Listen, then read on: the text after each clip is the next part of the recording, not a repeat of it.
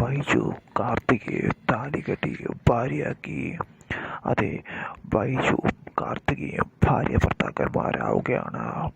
അതിന് അപ്രതീക്ഷിതമായ സംഭവങ്ങൾ അന്ന് കാർത്തികയുടെ കല്യാണ ദിവസം സംഭവിക്കുകയാണ്. കാർത്തികയെ കല്യാണം കഴിക്കാൻ വന്നവൻ ഒരു ചതിയനായിരുന്നു.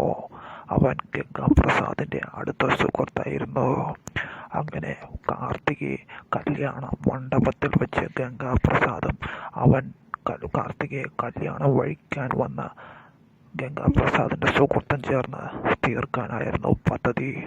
എന്നാൽ അതിനെല്ലാം സാഹസികപരമായി കിരൺ നേരിടുകയും ആ കല്യാണം മുടക്കുകയും അവന്മാരെ തല്ലിച്ചതയ്ക്കുകയും ചെയ്യുന്നു.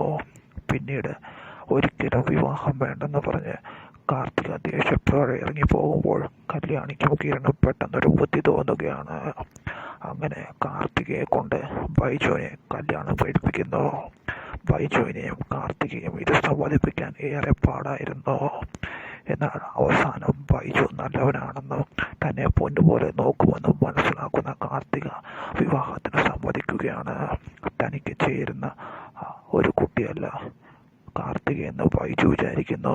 എന്നാൽ കിരണിന്റെയും കല്യാണിയുടെ നിർബന്ധത്തിന് വഴങ്ങി കാർത്തികയെ താലികെട്ടി ഭാര്യയാക്കുകയാണ് ബൈജു. അങ്ങനെ അവരുടെ വിവാഹം